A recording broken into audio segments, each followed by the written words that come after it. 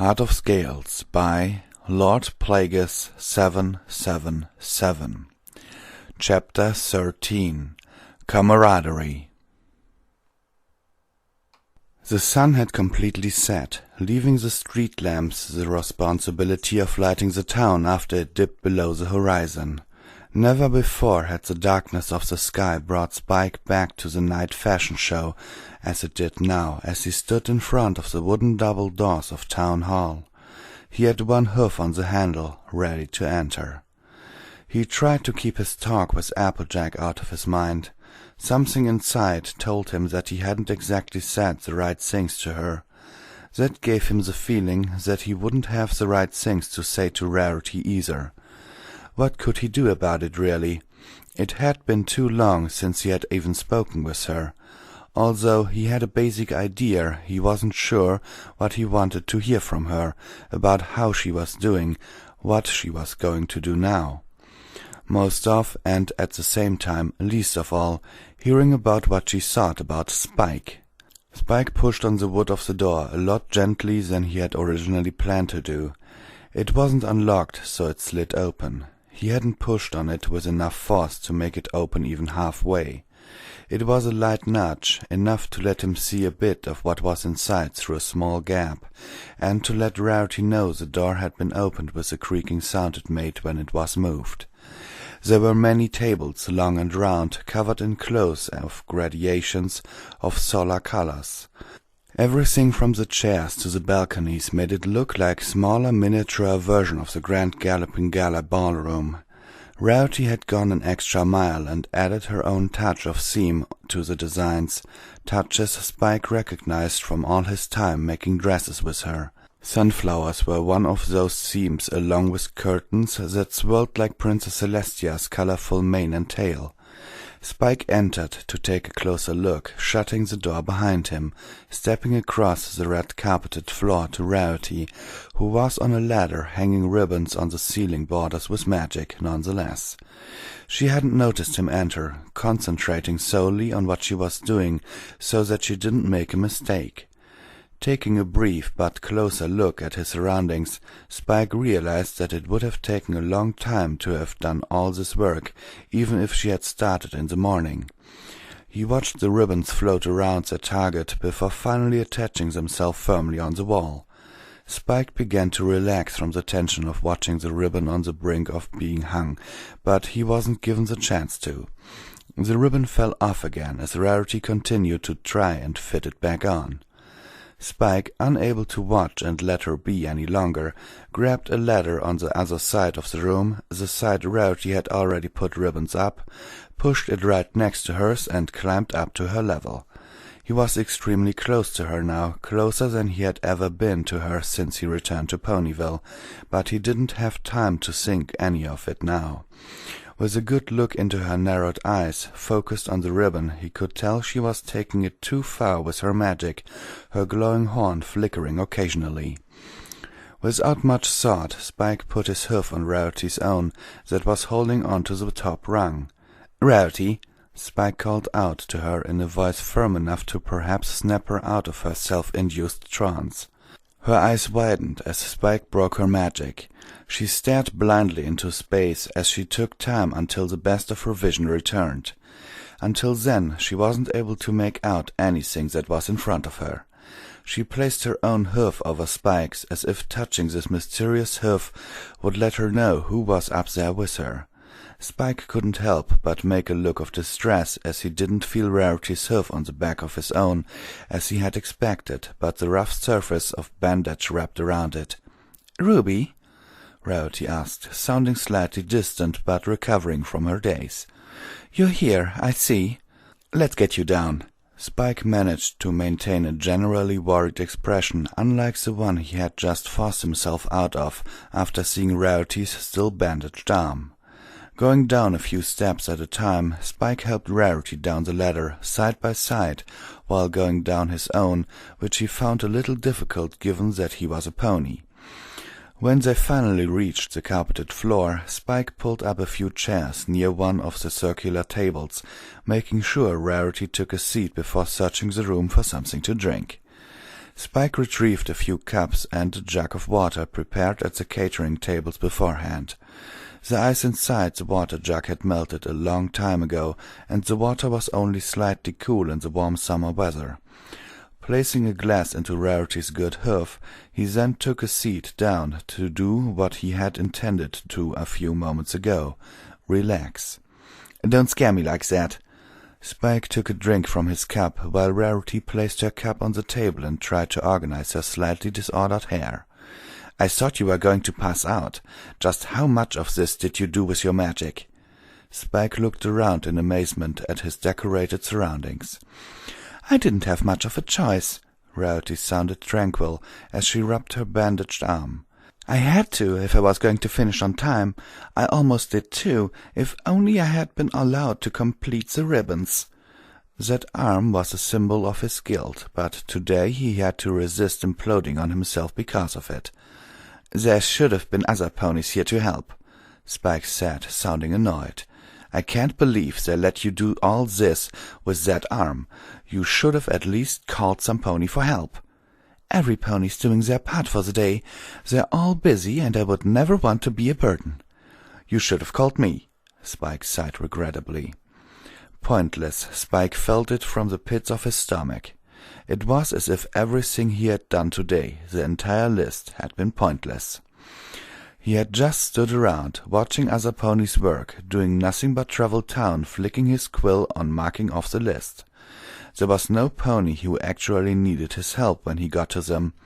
He couldn't believe he'd actually convinced himself that he was doing anything important today. He got out of his seat and headed over the pair of ladders that were still beside the unfinished ribbons.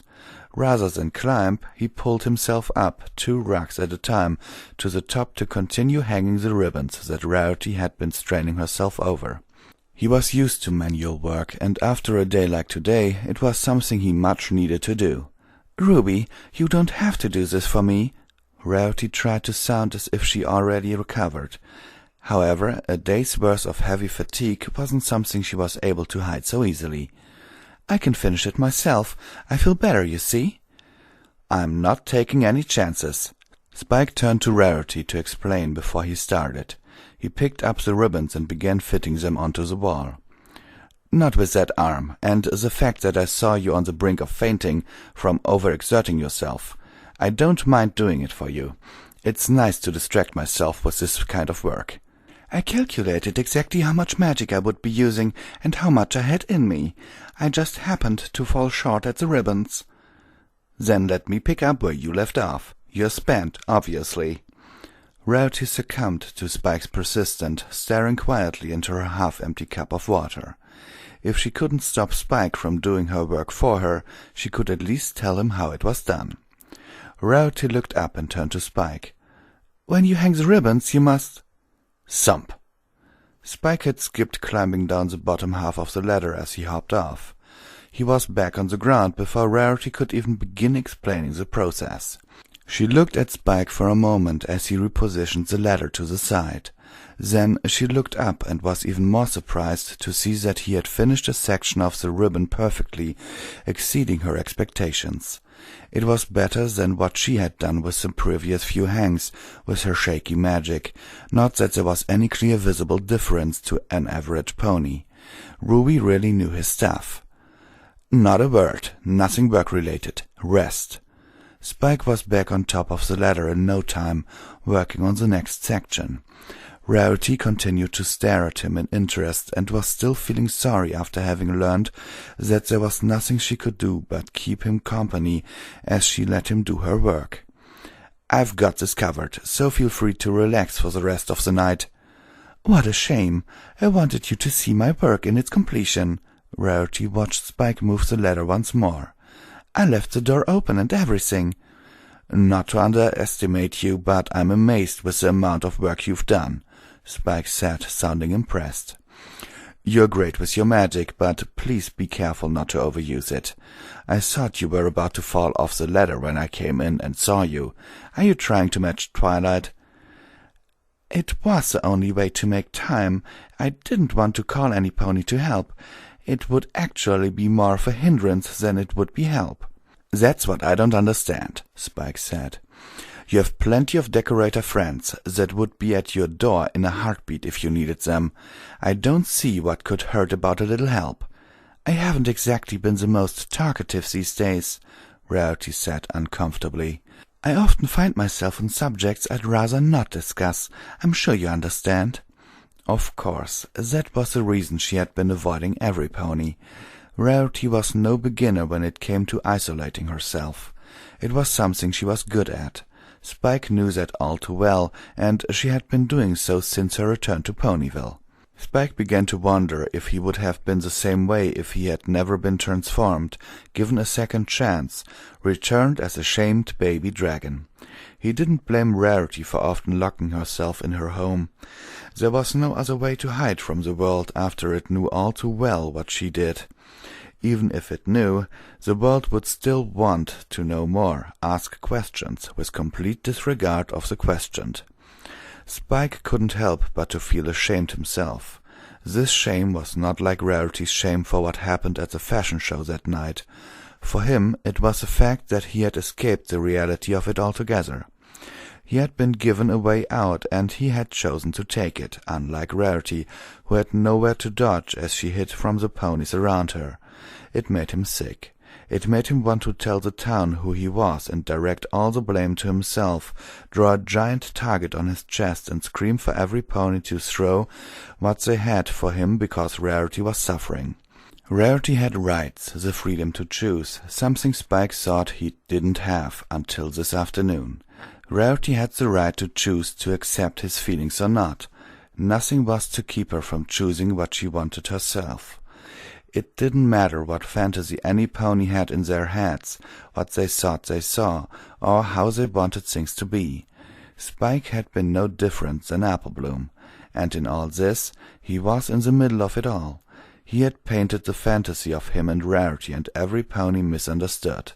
He ran when he ruined it all, in one fatal stroke. Spike regretted having realized it this late, that it was just something that was to remain just an idea, a wish. For now there was a familiar sense of duty, one that drove him to believe that he should at least shoulder some of the burden, that it was his responsibility to make sure Rarity had no reason to hide. His faults numbered more than the monster inside him did, and he was adding to his own list as time went by. Simply blaming his monster did not excuse him in the least bit, even though he rejected it as a part of himself. There were too many emotionally injured, too many for him to be concerned about his own pains. He must, for the greater good. "The last thing I want is to find you unconscious on the floor because you overworked yourself, magic or whatever other reason. Not wanting to talk to other ponies isn't worth the risk of endangering yourself from exhaustion." Spike remained on top of the ladder, pretending to still be working on the last ribbon, even though he had finished it already. He felt more comfortable talking to Rarity from on the ladder for now. "You've been avoiding me too, haven't you?" "Now, Ruby, I don't understand why you would think that," Rarity replied. "To be honest, I was starting to believe that you were avoiding me too, but that's just fine. I see you're enjoying Ponyville quite a lot. I'm glad you've settled in very nicely. I realize there's much to do here." "You were hard to approach." Spike took his hooves off the ribbons, no longer feeling the need to display a reason to be up here. "I wanted to give you space because it felt like you needed that more than anything." "You've probably heard about everything from Twilight and the others, haven't you? They've told you about what I've done, what happened. You wouldn't be feeling that way if you didn't know so much about me." "I wouldn't be feeling that way if your friends didn't either. They were worried about you, so I couldn't just sit around without knowing. I thought I'd be able to help, but it turns out it's something I wouldn't be welcome putting my hooves on." "Ruby, why would you not be welcome to help me?" Rarity asked. "I'm just some pony you met on the train, aren't I? I mean, it's none of my business to begin with. Your dragon friend, how uncomfortable you must feel every time you discuss what happened." "Don't forget that you were the first pony I've spoken to about it," Rarity said warmly. "You're different." Spike received the warmness Rarity had been meaning to transfer to him. He took a deep breath as quietly as he could, enjoying the treatment as it ate away at his conscience simultaneously. "Is it fine between you and Twilight?" Spike dismounted the ladder, deciding to put it away. "Everything's been talked about?" "Twilight and I have spoken," Rarity replied. "I apologized, and naturally she did too. We weren't able to discuss much more with each other after that. She tells me not to blame myself because she didn't blame me, that all we were able to do now was wait and see how things turn out." "How things turn out?" "As in Spike returning?" "What about the others? Have you spoken to them as well?" he asked. "It was the same with Rainbow Dash and Fluttershy, without the apologies. They wanted to lift my spirits, a very nice gesture. It would be a lie to say that it didn't do anything, but not as much as I had hoped. They assured me that none of them held anything against me for my decision in Canterlot."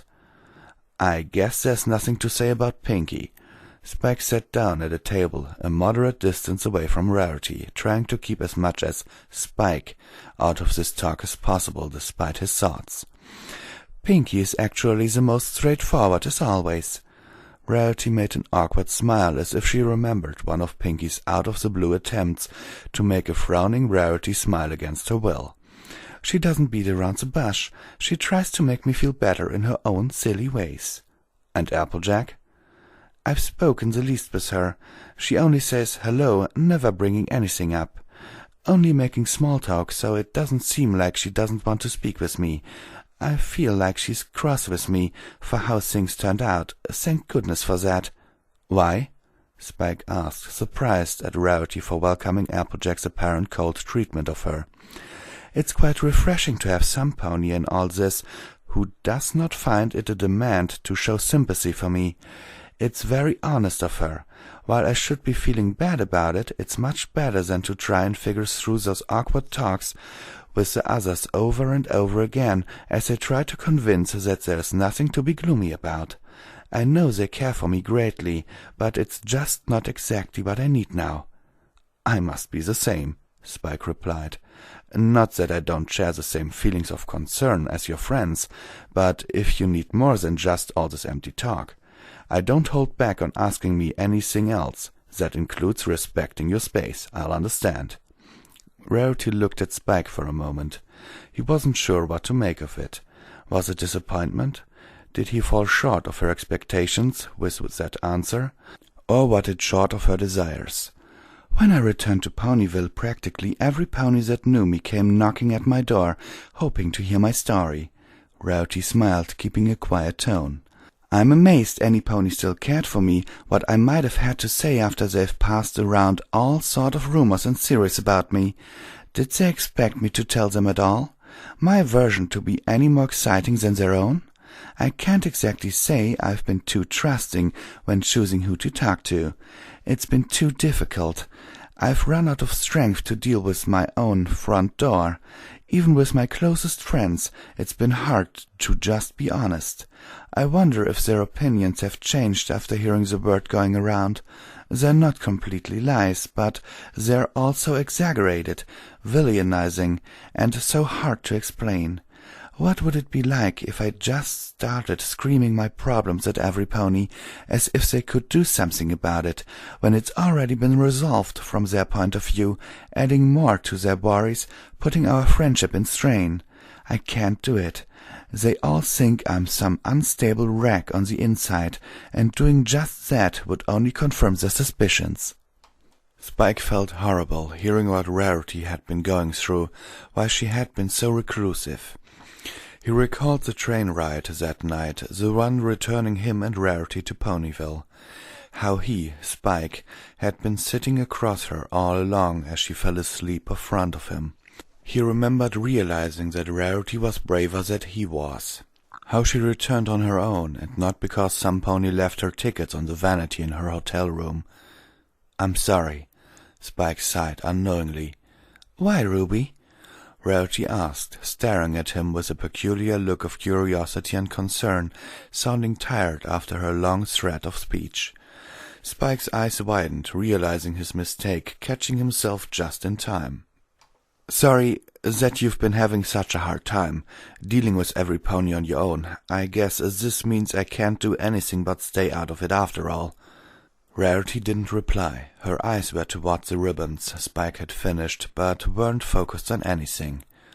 I'll be at Twilight's, Spike said, deciding to leave, fearing he might slip up and say something else that Rarity might catch. He was sure she did, just now, looking at him that way. He strided towards the door, a swift pace, like the one he had in the train in Canterlot, when he had decided to give up his seat on the private car to Rarity. Twilight, Applejack, Fluttershy. Spike's gotten out of them what he wanted, talking them into answering his questions, unknowingly. Rarity was different. This wasn't a telling of the same story, a circulating story from a different perspective, from each different pony. Rarity could tell him one of two things: what she's told every pony else, or what she really wanted to discuss. For the latter to take place, she would need to tell it to some pony whom she wanted to discuss it with, in all specificity. That was what he needed, what he came here for. The answer to his past. But now he realized Rarity would never tell Ruby, an outsider. So what was the point? As Ruby, this was out of his power. Spike was the only one he was sure was qualified.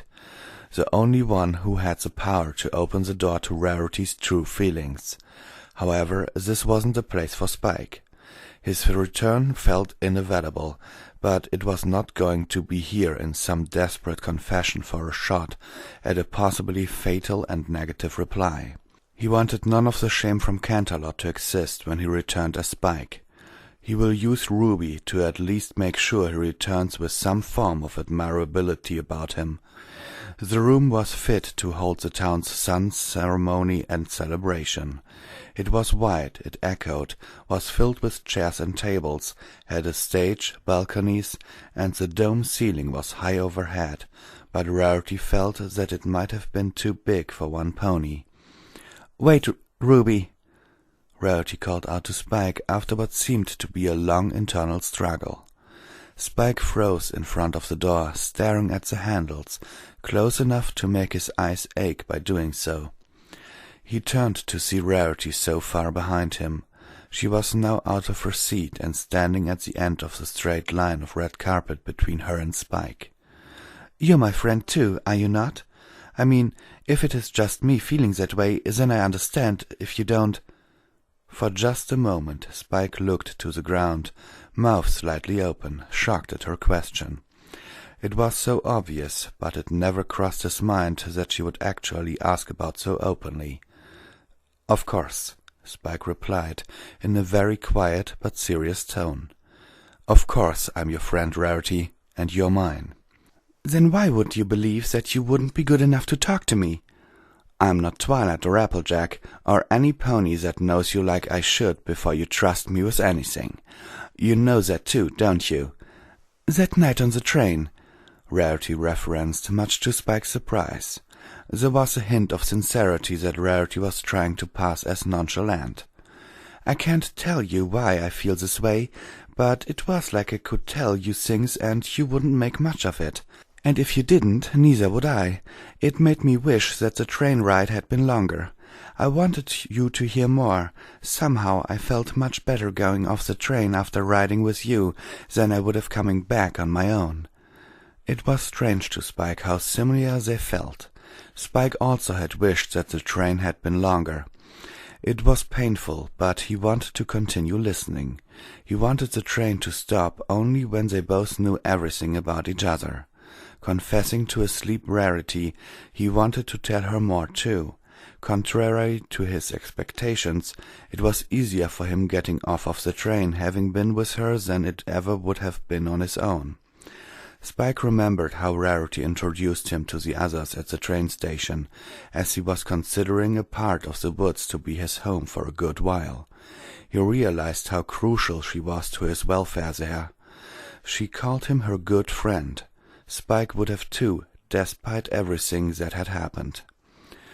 "The more I talk to Twilight and the others, the guiltier I feel," Rarity continued. There isn't any of that when it's you. You're the only one. Spike looked at the door, wondering if he would ever in a million years be able to use it to leave after hearing Rarity tell him all this. Along with the fact that she was willing to tell him more, it was as if a great emotional barrier separated him from the door handles.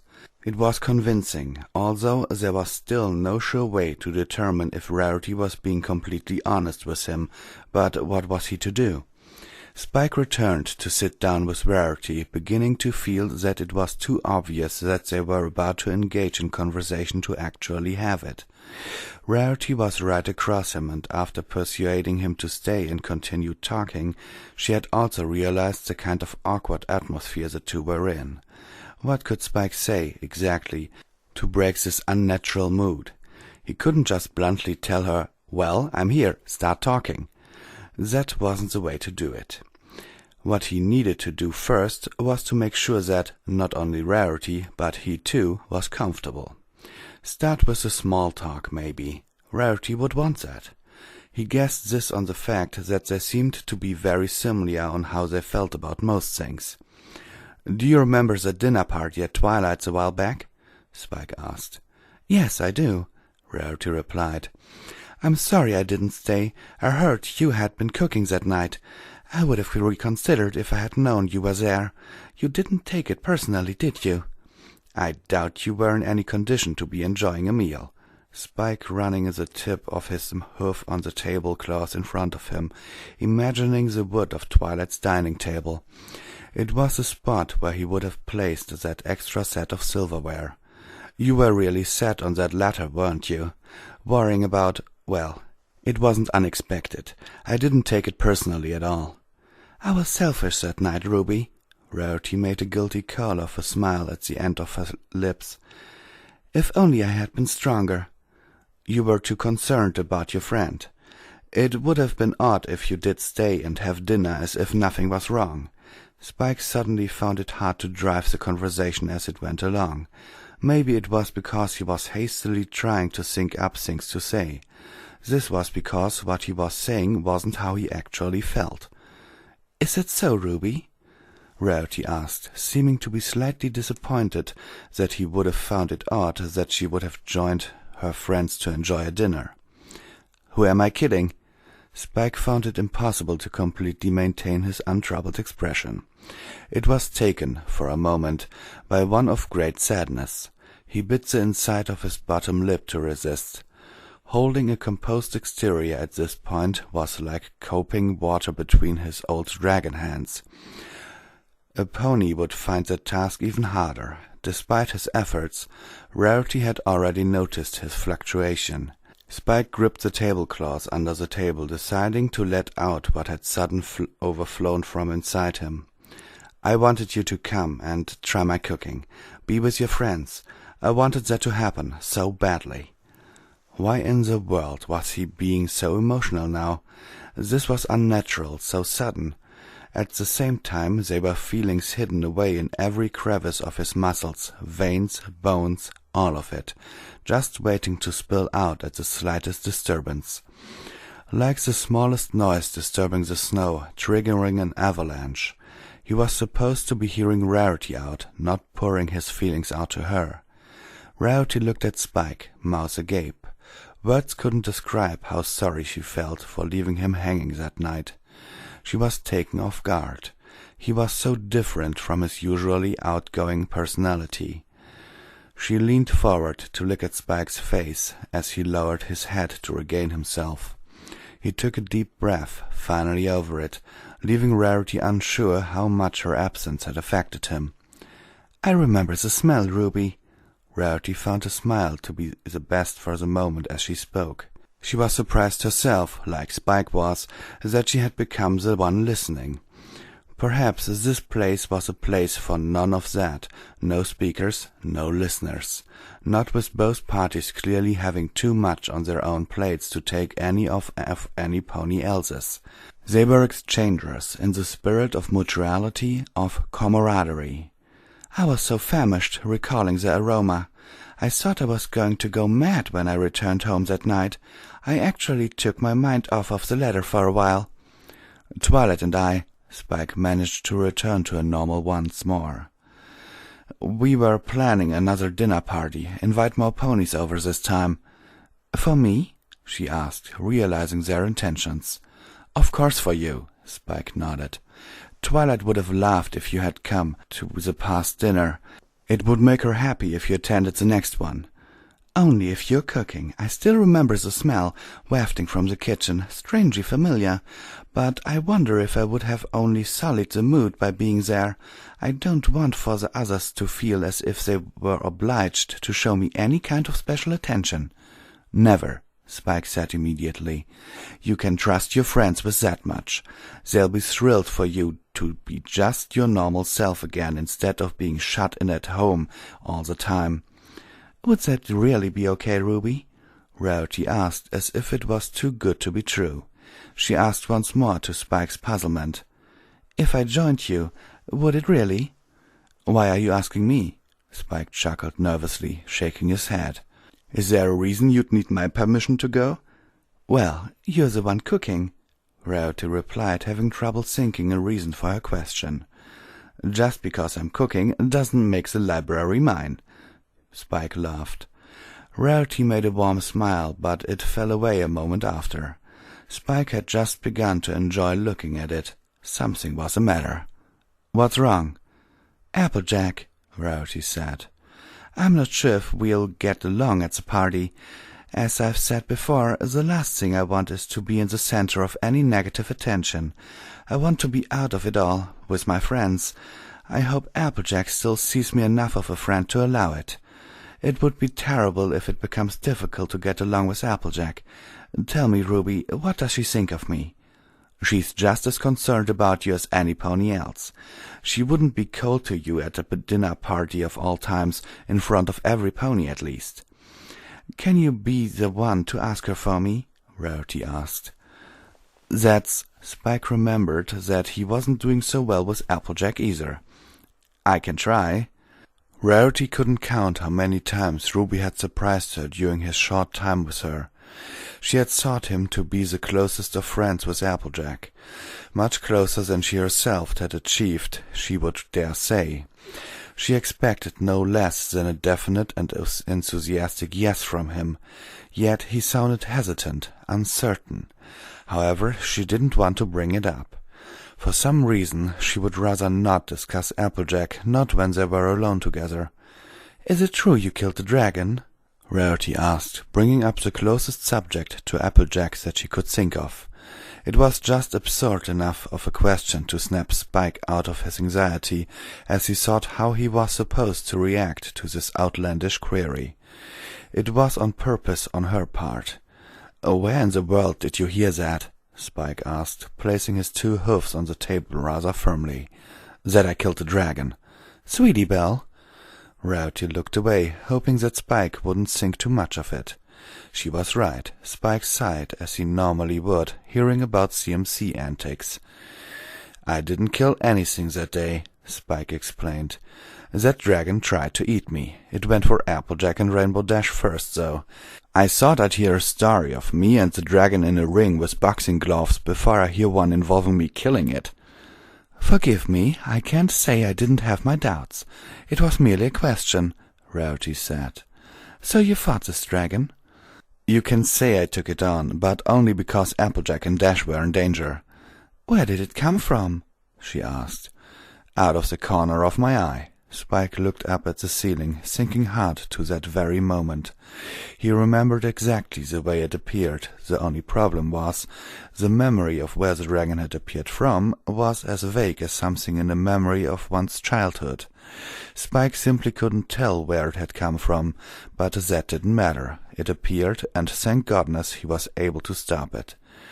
I ran it into a river, never saw it again. I see, Rarity nodded. There was a pause. It wasn't awkward. It was a sweet pause. They were alone, sitting across each other at a table. It was dark outside. The only thing missing was a room, rumbling as if it were accelerating on a set of tracks. It was like they were on the train again, talking, just talking, a moment away from it all. It had been a moment that had certainly done them great benefits. Spike knew that both of them wanted to recreate that setting. They were very familiar, after all. "Do you hate dragons, Ruby?" Rarity asked Spike. Hate them? Spike worked his brain once more to think about this. He couldn't deny there was some kind of dislike deep within him, one he was trying to consciously compress. At the moment he would only feel a little less uncomfortable if shown an image of one. Other than that, there wasn't any sort of hatred he could feel in his chest and mind. They're just dragons, aren't they? If they do bad things, it's just how they are sometimes. Ponies might see that as a reason to hate them, but then again, I can't take any side of an opinion. Rarity was hesitant to reply. Spike knew Rarity was thinking back to the fashion show. Ruby would know that too, her history with dragons. It would be unfair to hold Spike responsible for being the way his bad side is. The fact that Spike had learned not to blame himself for what his bad side did would really be pointless if Rarity saw them both as one and the same. If there's any pony to blame, it would be me. But Spike knew that Rarity didn't hold him for what he did outside of his senses. He didn't exactly know. He had somewhat of a good feeling. This was his chance. If he just planned his next few sentences carefully, she might just tell him what she thought about Spike. "I don't know what I think, to be honest," Spike added. "I'd like to know what you think of them, if it wouldn't be too intrusive of me. I'm aware of your friend Spike." "You're thinking that Spike was the one who ruined the fashion show," Rarity sighed, taking a moment to glance out the window. "Dragons, I've come to learn, are driven by desires. If it's to destroy, then they will destroy. Yes, it was a dragon that night, wreaking havoc, but it wasn't Spike. Spike, he was driven by something else, something far from the primitive desire an ordinary dragon would have. It was something noble, deep, and sincere." Rarity looked back at Spike, by now who was staring down, hearing every word out of Rarity's mouth, but lost in the feeling of gratefulness and relief at finally confirming that Rarity held nothing against him for losing control or for his feelings for her. "He loved you," Spike said quietly with a smile. "So I've heard." "I know," Rarity smiled. "I knew." Maybe Rarity just wasn't ready to make that kind of decision. "Did you mean it?" Spike asked with much tension. Also he gave a very mellow impression. "What you told him when he confessed?" "I wasn't sure at the time," Rarity replied. "I didn't know if I had done the right thing for me and Spike. I certainly was trying to. It was all very sudden. I've had time to think about it now, consider everything that had happened and is happening now. And I've decided that my answer would be best unchanged." Rarity nodded to herself with a firm expression. Spike also nodded with a sliver of disappointment. He had been expecting it after all, told himself many times not to let his fantasies drop him from a greater height. It was still a shame, however, that he never got to be more than just a loyal friend. Nevertheless, he thanked Rarity for not blaming him for all that happened. "Why is that?" Spike asked. "We were too different, Ruby. As a pony and a dragon, we are better suited to chase other partners. It's going to be a challenge for me, I must say. He was the best, more than I ever deserved. There are others. I am not sure about myself, but certainly for him." "Because he was a dragon." Spike spoke to himself in a low voice. He glanced at his hoofs, almost having a hard time believing that it was something that simple, keeping the two apart. He believed Rarity, everything she's told him. "There's a solution to everything." Spike will return after he has sorted out his feelings. Whatever fear Spike had of returning as himself had long vanished. He finally felt as if his hooves were firmly attached to the ground. No more uncertainty, that itch at the back of his mind, the guilt, the not knowing. What was there left to do now that Spike's greatest question had been answered? That was near impossible for Spike to consider now. Just for this moment, let him be free of all troubles and concerns. There was a knock at the door, just as Spike realized how much time they had spent talking to each other. Rarity and Spike rose from their chairs at once to avoid looking as if they had been doing nothing but working until the last second. They left the table area and closer to the short hallway connecting the large doors to the circular room.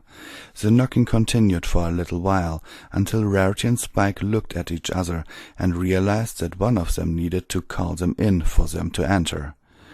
"Come in," Spike called first. The wooden double doors opened as Spike and Rarity stepped away from their tables to meet their visitors. As Spike guessed, the ponies that were knocking were inspectors from the planning department, here to make last-minute checks before the decorated room was prepared for open use. There were 3 of them, and not one was without a pair of glasses and a clipboard, making Spike wonder if they were failed at attempts to clone Mayor Mare. "Well, this is very nice," one of them said, as the 3 passed Spike and Rarity right by, as if they weren't in the room. "This will be excellent for the celebration," the other replied to the first as they grew farther away, looking at decorations towards the inner part of the room. Spike was puzzled at how none of the inspectors stopped to compliment the actual pony who did all the work instead of the decorations. They didn't hang themselves up, did they? Spike looked to Rarity, but she really didn't seem to care about the lack of deserved attention. In fact, she had left his side and went off somewhere, returning a few moments later with her possessions. That included tools and books of reference, things that she had used to aid her work. As Rarity checked her stuff and had finished her preparations to leave and call it a day, she looked towards the inspectors, who still hadn't finished scrutinizing the decorations. She beckoned Spike to the door, accepting that she wasn't going to hear anything from them. Once again, Spike couldn't simply stand there and watch all of Rarity's work and efforts go unappreciated. She nearly passed out preparing all this. Rarity turned to see why Spike was not following her out, yet to see Spike looking in the inspector's direction. "Hey there!" Spike called. "Rarity did a fantastic job, don't you agree? You almost let her leave without thanking her." "Yes, of course, Rarity," an inspector said hesitantly. "As always, you've proven to be the best pony for the job. You hope you'll be well. Until next time." "You are welcome." Rarity made an effort to reply. It sounded as if both sides had forced themselves to communicate. However, Spike was very pleased. With his ears full and chest content, he started towards the door with Rarity, who gave him a weak smile as if asking if that was really necessary. "What's up with them?" Spike asked. "Oh, don't worry about them. They've always been that way, more so lately." "Are they jealous or something?" Spike asked. "Dear heavens, I hope not." Rarity let out a brief, ladylike giggle. Spike didn't exactly have the best idea of how other ponies saw Rarity, but it certainly wouldn't be better after the fashion show incident and the rumors following it. Ponyville might be somewhat small compared to Canterlot, but that doesn't mean there was only one designer with the hopes to make it big in town. How they must have felt to see a great opportunity go up in smoke in the hoofs of another, the best. It isn't surprising if they held some sort of spite, even if they tried not to. "What are you going to be doing before the sunrise?" Spike asked. "I don't expect you'd be wanting to spend the night crowded at Twilight's library party." "I wish to stay at home," Rarity replied. "It does sound very antisocial, but it's for the best, you see. It'll be different now that we've finally spoken to each other. Do tell Twilight I feel horrible for missing her party." "I wouldn't be too worried, but I'll tell her," Spike nodded. "I hope you get lots of rest." "I'll be resting in a much better mood, and that, I hear, makes all the difference, especially when I have a dinner party to look forward to." "If you ever need to talk again, my doors will always be open," Spike admitted to Rarity. "I've been waiting for some pony to talk about what we discussed.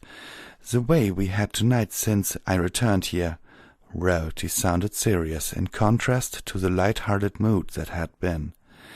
Now that I've finally had that very much needed conversation, I feel as if I can finally take a step outside without having to feel as if the world was watching me. I need you to promise me something, Ruby." "Anything, Rarity," Spike replied with a look of anticipation. "You need to promise that you won't worry for me any longer," Rarity said with a smile. She didn't say it in a way that felt as if she was rejecting him.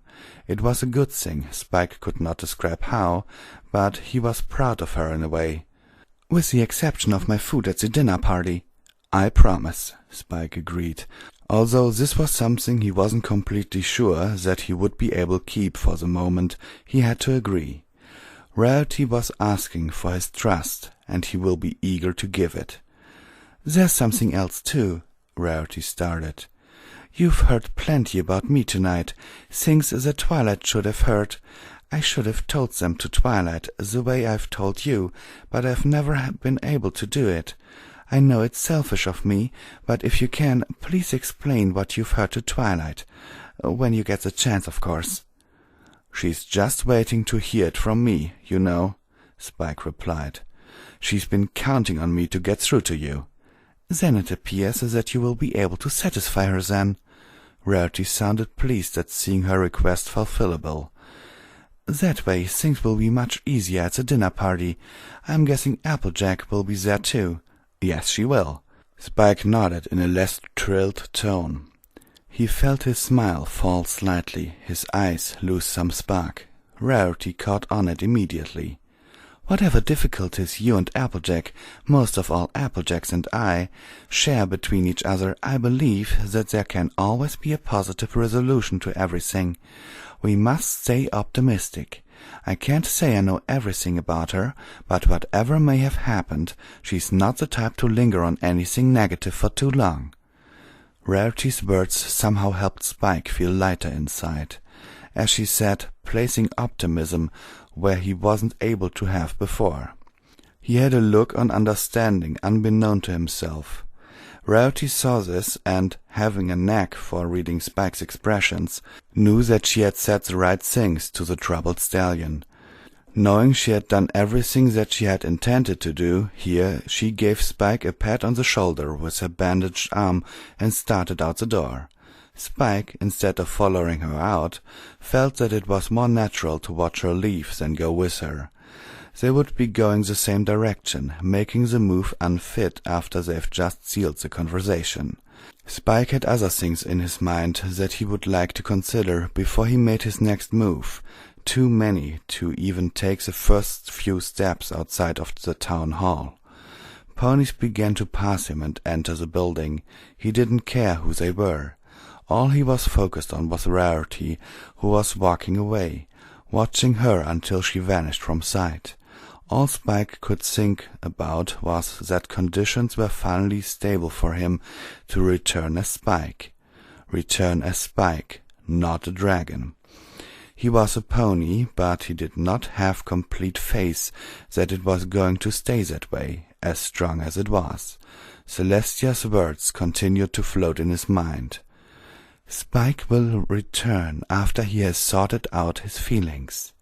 Spike felt as close as to sort it out than he ever had been before. However, the name Ruby he will have to use for just a little while longer. Pick yourself up, take a deep breath, dust yourself off, and start all over again. Nothing's impossible, I have found. For when my chin is on the ground, I pick myself up, dust myself off, and start all over again. Don't lose your confidence. If you slip, be grateful for a pleasant trip, and pick yourself up, dust yourself off, and start all over again. Work like a soul inspired, until the battle of the day is won. You may be sick and tired, but you'll be a man, my son. Will you remember the famous men who had fall to rise again? They picked themselves up, dust themselves off, and started all over again. Work like a soul inspired, till the battle of the day is won. You may be sick and tired, but you'll be a man, my son. Will you remember the famous men who had to fall to rise again. So take a deep breath, pick yourself up, dust yourself off, and start all over again.